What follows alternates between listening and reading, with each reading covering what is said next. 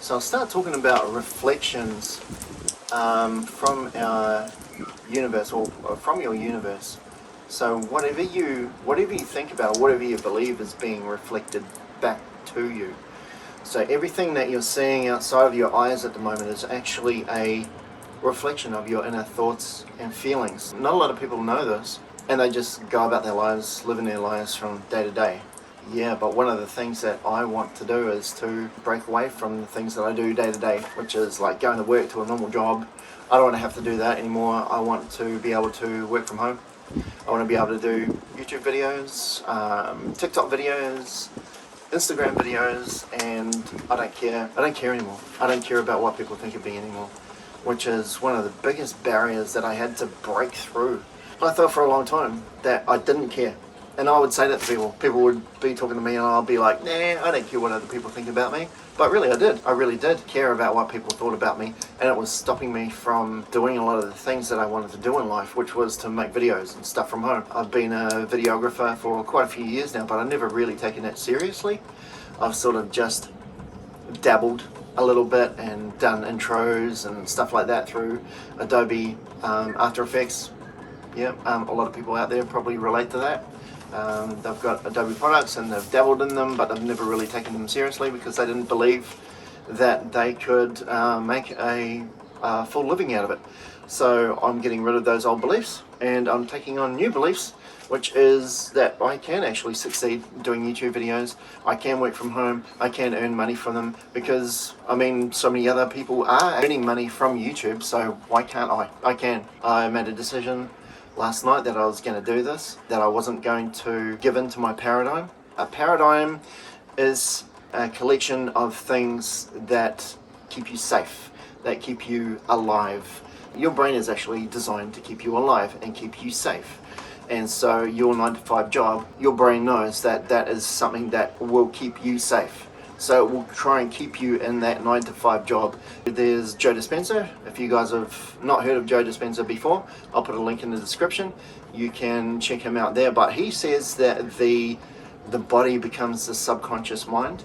So whenever you try to do something else, or you've written down your goals and you want to, you're like, yes, tomorrow will be a new day. I want to stick to this regime that I've built out for myself. Your body will go,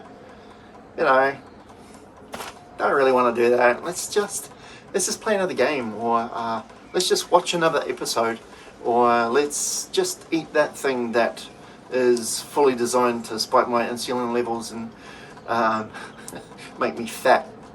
That's a paradigm. Your paradigm will try and keep you safe, but when you're about to break through that paradigm, that's when you know that, when you start feeling that fear deep inside your body, you feel it throughout you feel it in your guts, feel it in your throat. You're like, oh no, I just want to go back to doing something else that I've been doing before. Well, obviously it's not what you want to do, but that's a sign that you're about to break through into something more awesome than what you're doing at the moment. Your paradigm is designed to keep you alive, but in order to create a new world for yourself, you have to ignore what the body is trying to tell you. You have to stretch yourself spiritually, physically, because it's by moving. We're in a 3D universe, and the only way that you can make things happen is by physicality. You have to actually go out and do the thing that you want to do. You have to emulate the future person in your mind, because it's only by doing that's when you become that person. So you've got something in your mind, you've got an idea about the person that you want to become, and the only way you're going to get there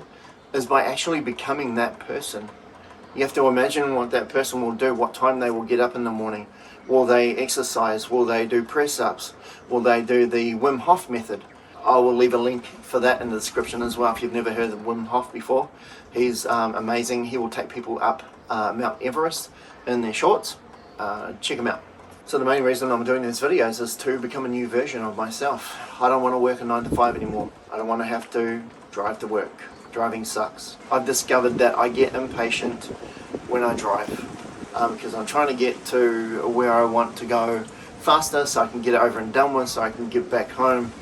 I'd rather teach people about my journey through spirituality. Back in 2011 I had my first spiritual awakening. I was doing a play down at from North. I was an actor. I'd done acting, on stage acting and singing and stuff like that for quite a few years. I actually went to Polytech and spent like 3 years doing that. So anyway, I was down at From North here in Whangarei, New Zealand, and we were doing a play called Miss Saigon.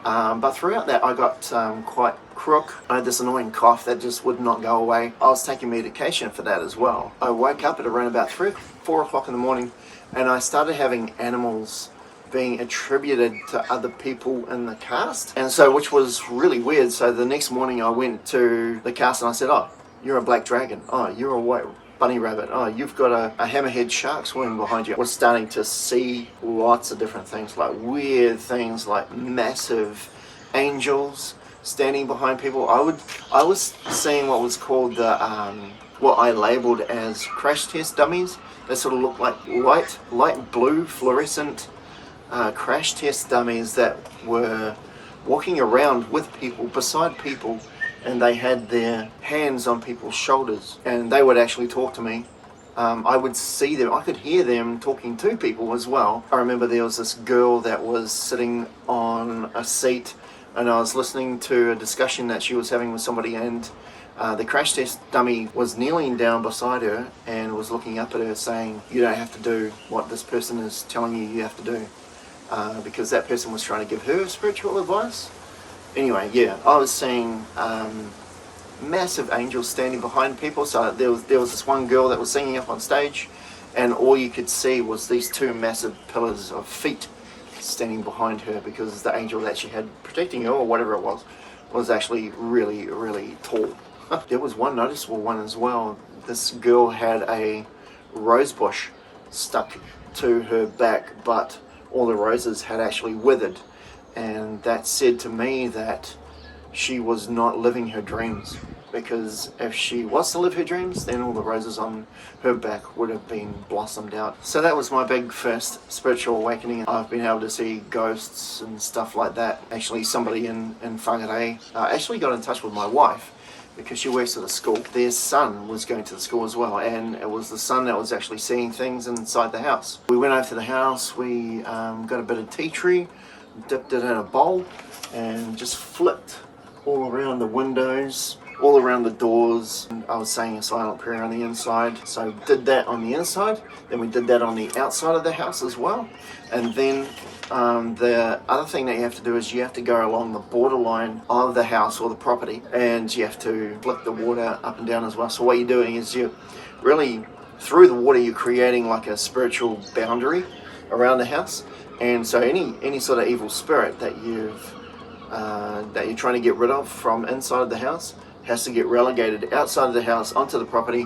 And when you do the border, they get relegated outside of the property. They can't exist inside the property anymore. Oftentimes that's when the white light will come and get them. So long story short, the little boys stopped seeing the ghosts, which was pretty cool. I think they came back momentarily, but I think the parents were trying to suss out whether he was actually making it up or not. Don't know what became of that, but apparently all sort of paranormal stuff ceased, which is really good. And then somebody else asked me to go around to their place, because his missus was getting tapped on the shoulder and getting woken up and stuff like that, coming out and finding the front door wide open. So my wife and I went around to the property, we did all the bizzo, and I was doing one of the bedrooms, and I opened the door, and she saw me, this old lady that was in there, this ghost. She sprinted out and went down to one of the back rooms, and she was in the corner of the room. She didn't say anything, and I didn't say anything at that point. And then we were going down through the closets and stuff like that, and I opened the door to a closet, and this corgi dog ran out and ran outside. I was like, oh, okay, must be this old lady's ghost dog as well. So we get down to the back master bedroom, and she's in the back corner. She's going, how dare you, this is my house, you got no right, blah, blah, blah. And I said, this is not your house anymore, you're dead. Apparently a lot of people that have died don't understand that they are dead, apparently, from what I've heard. Anyway, she got relegated outside, because I said, you can't stay here, you have to get out. So she pissed off outside, and then we started doing the border, and she got relegated out onto the road. And I looked out onto the road, and I could see this old lady out on the road. And at the very moment that my wife put her hand on the railing, because there was a support railing going up these stairs that go into the house. As soon as she put her hand on that, my wife started bawling her eyes out. Because at that same moment I was looking out onto the road, the white light was coming down and this lady was being taken up. So yeah, those were the sort of things that sort of brought it home for me that what I was actually seeing, you know, had some basis in reality. I wasn't just making it up with my mind. Oh, another master as well. It was somebody really cool to get stuck into is Bashar, channeled by Daryl Anchor.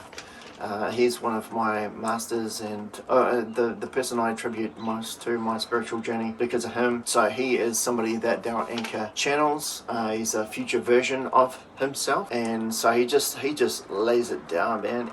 Everything that he says is so logical, and it just makes sense. This guy's talking at a speed that you can't make it up, and it's flawless. And he says the same thing all the time. You know it's not a hoax. You know he's not making it up, man. The things that he says is like, where's this guy getting this information from? It speaks truth. You can feel it in your soul. You're like, yeah, nah, this dude's legit. There's thousands of people that listen to and follow Bashar. So I urge you guys to have a look at him as well. There's quite a few videos that Bashar's got out on the internet and they're all awesome. Just give him a chance. His earlier videos, he sort of shouts quite loudly. It does get better. So I hope this video has brought you some kind of value. That's the reason why we have to start documenting these, is to bring other people value, and if it helps you grow spiritually, that's my greatest hope, is that's what you have to do. You have to give. If you want to get, you have to give. Cool. Abundance comes to us frequently in unexpected and mysterious ways. Thanks for listening.